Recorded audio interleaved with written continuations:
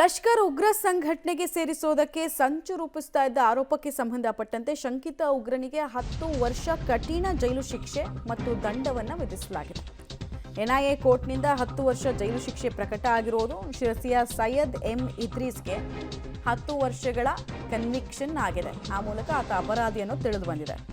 UAPA ಅಡಿ NIA ವಿಶೇಷ ನ್ಯಾಯಾಲಯ ತೀರ್ಪನ್ನು ಕೊಟ್ಟಿದೆ. ದೇಶದ್ರೋಹದ ಕೆಲಸ ಇವನು ಮಾಡಿದ್ದಾನೆ ಅನ್ನೋದು ಸಾಬೀತಾಗಿದೆ. 2020 ಏಪ್ರಿಲ್ನಲ್ಲಿ ಪಶ್ಚಿಮ ಬಂಗಾಳದಲ್ಲಿ ಕೇಸ್ ದಾಖಲಾಗಿರುತ್ತೆ. ಹೆಚ್ಚಿನ ತನಿಖೆಗಾಗಿ ಎನ್ಐಎ ಪ್ರಕರಣವನ್ನು ಕೈಗೆತ್ತಿಕೊಂಡಿರುತ್ತೆ.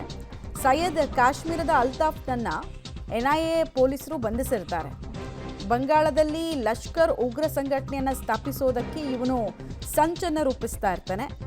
ರಿಕ್ರೂಟ್ಮೆಂಟ್ ಕೆಲಸ, ಮನೆ ಹಾಳು ಕೆಲಸ ಮಾಡಿ ಕಂಡೋರ ಮನೆಯ ಯುವಕರನ್ನ ಬಾವಿಗೆ ತಳ್ಳೋದು, ಕೂಪಕ್ಕೆ ತಳ್ಳೋ ಕೆಲಸವನ್ನ ಮಾಡ್ತಾ ಇದ್ದವರಿಗೆ ಸರಿಯಾದ ಶಾಸ್ತಿಯನ್ನ ಕೋರ್ಟ್ ಮಾಡಿದೆ. ತೀರ್ಪು ಪ್ರಕಟ ಮಾಡೋದ್ರ ಮೂಲಕ 10 ವರ್ಷ ಕಠಿಣ ಶಿಕ್ಷೆ. ನಾವು ಎನ್ಐಎ ತನಿಖೆ ಅಂತ ಯಾಕೆ ಹೇಳ್ತಾ ಇರ್ತೀವಿ ಅಂದರೆ, ಎನ್ಐಎ ಟ್ರ್ಯಾಕ್ ರೆಕಾರ್ಡ್ ಆಗಿರುತ್ತೆ. ಎನ್ಐಎ ಅಧಿಕಾರಿಗಳು ಕೈಗೆತ್ತಿಕೊಂಡಂತಹ ಪ್ರಕರಣಗಳನ್ನು ತಾರ್ಕಿಕ ಅಂತ್ಯಕ್ಕೆ ತೆಗೆದುಕೊಂಡು ಹೋಗ್ತಾರೆ. 4-5 ವರ್ಷಗಳ ಒಳಗೆ ಇವನಿಗೆ ಶಿಕ್ಷೆ ಪ್ರಕಟ ಆಗಿರೋದು ಕಾನೂನಿನ ಮೇಲಿನ ನಂಬಿಕೆಯನ್ನು ಹೆಚ್ಚಳ ಮಾಡ್ತಿದೆ ಮತ್ತು ಇಲ್ಲೇ ಇದ್ಕೊಂಡು ಭಾರತದ ವಿರುದ್ಧ ವಿಧ್ವಂಸಕಾರಿ ಕೃತ್ಯಗಳಲ್ಲಿ ಪಾಲ್ಗೊಳ್ತಾ ಇರೋರಿಗೆ ಈ ಶಿಕ್ಷೆಯ ಪ್ರಮಾಣ ಒಂದು ಪಾಠವನ್ನು ಹೇಳ್ತಾ ಇದೆ. ಕಾನೂನು ಎಲ್ಲಕ್ಕಿಂತ ದೊಡ್ಡದು ಅನ್ನೋದನ್ನು